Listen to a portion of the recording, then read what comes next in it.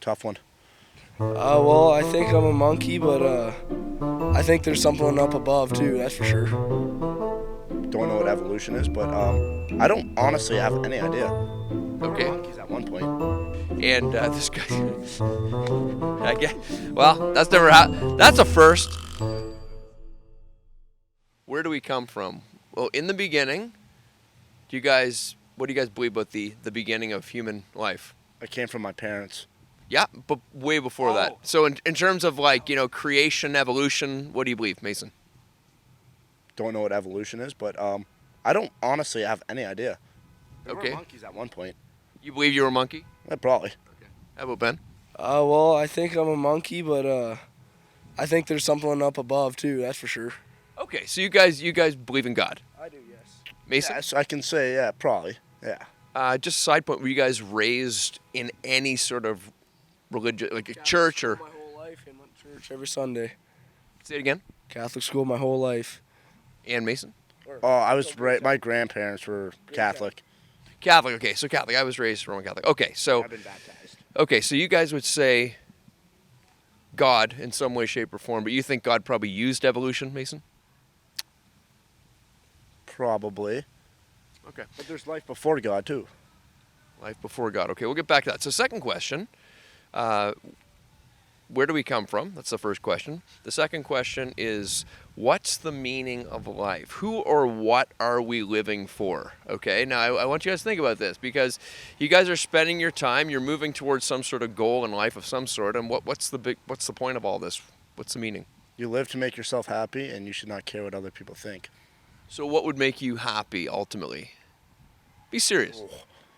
To own my own business so I don't have to worry about what other people say. So I can do what I want. So freedom makes you happy? Always. Ben?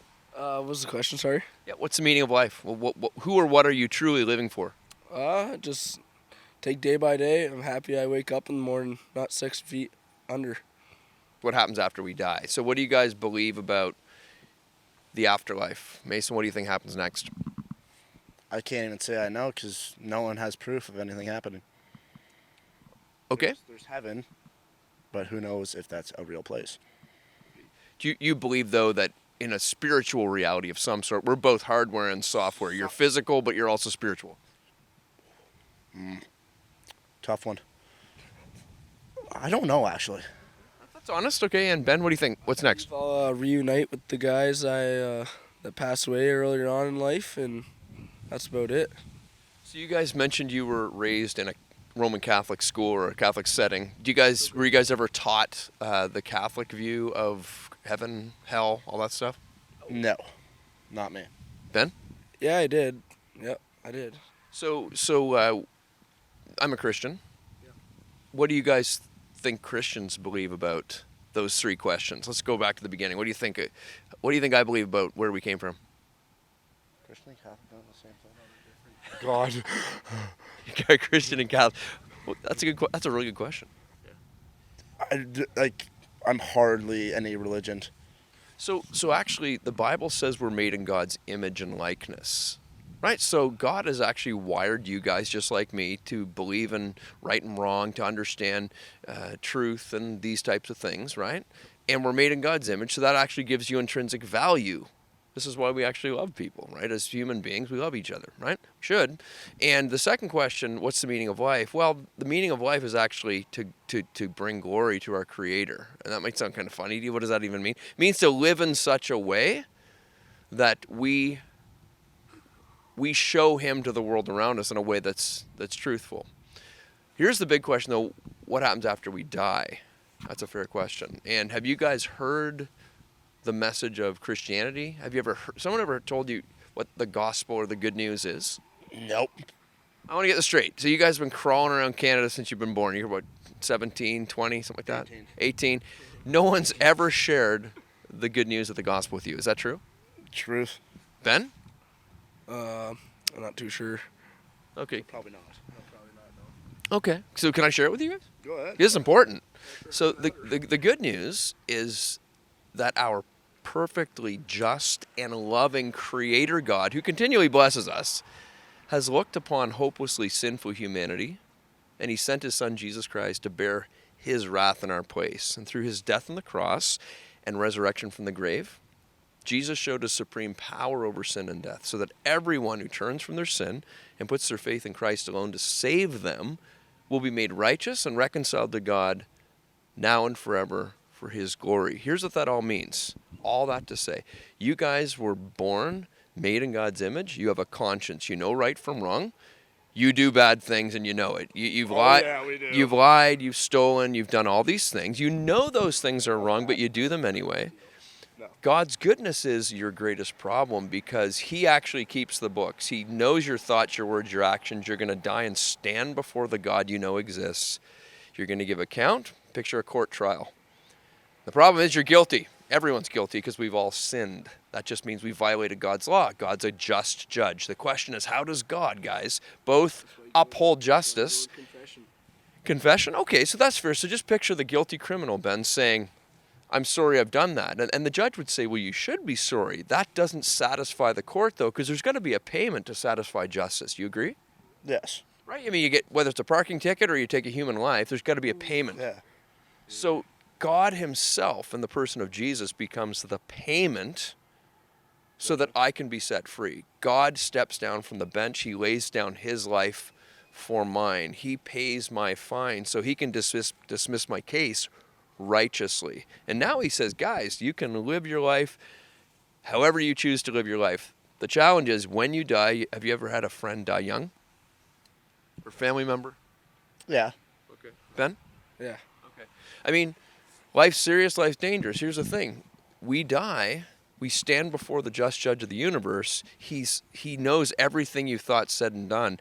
If there's not a way for your fine to be paid in full because you've broken his law, that's what God did in the person of Jesus Christ. He pays my fine. He dies my death. Jesus comes back from the dead. And now he says, guys, it's this simple. If you'll turn from your sin and you'll put your faith in him alone to save you, he actually doesn't just remit your death sentence. So he does that. He declares you not guilty. But you know what he also does?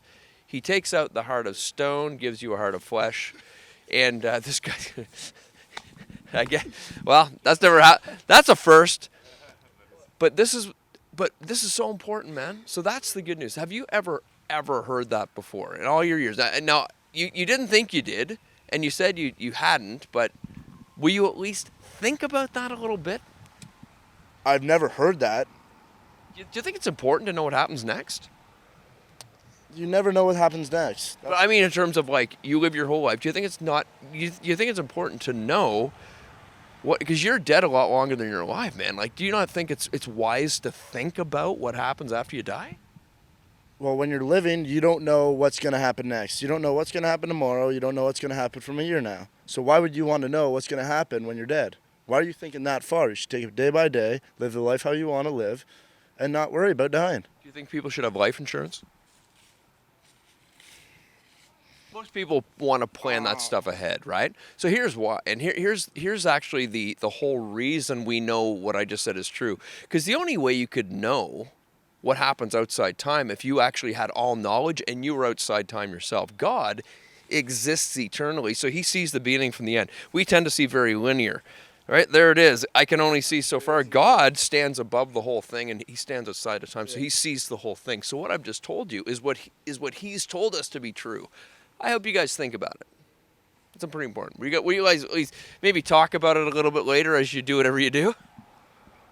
Can't say I'll bring it up in conversation, but if it does, maybe. All right. Ben? What's that, sorry? Would you think about what I just said to you? Hey, man, wire on the bridge. All right. Well, guys, thanks for chatting. I really enjoyed it. Appreciate it, guys. I'm going to give you guys something here.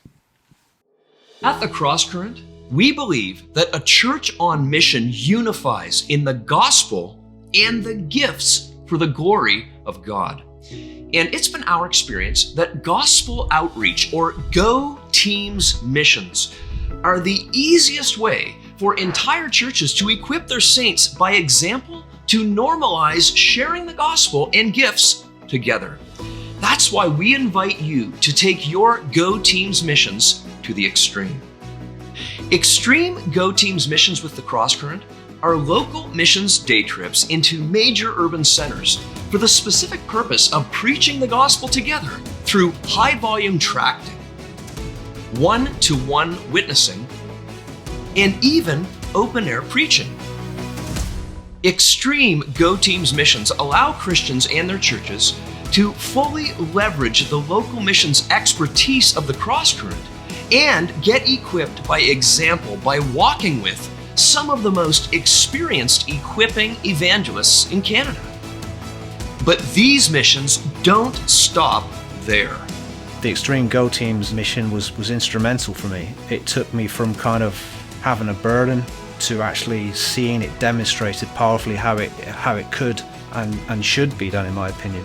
That experience was 9 years ago for me, and I've never lost the zeal. I'm still sharing the gospel in the UK, and that Extreme Go Teams mission was the springboard. Not only will Extreme Go Teams missions fan the flames of gospel passion in the hearts of individual Christians, but they'll also serve as a launchpad for entire churches to normalize sharing the gospel in all their personal and community relationships together. I kind of expected like worst case scenario. You get a lot of people that are intrigued. They want to know what you're talking about. We did have a lot of people that were like not receptive to hearing the word, but we also had some very good conversations. And I noticed that not only were we like preaching to other people, but when you say these things, you're also preaching to yourself. This isn't my comfort zone, and I'm trying to figure out how I'm going to do this, but I know I got to let God do it. It just shows what God can do. When you come to Him empty, broken, fearful, and I shouldn't be, but I was. And so God filled it all. It was far beyond what I could even imagine. Would you continue doing this? Do you feel that this is something that this has been helpful to equip you to continue with your church evangelizing? For sure. It just gives you that self-confidence, God confidence, and once you see it and do it out of the love of God, to see that there's souls that are lost and souls that are hurting, and that, it's pouring out the love of God. He said to us, go into all the world and share this good news. That means we ought to be able to know how to share it. So, if you and your entire church need to get equipped by example to normalize sharing the gospel and gifts together, enlist in Extreme Go Teams missions with the Cross Current today.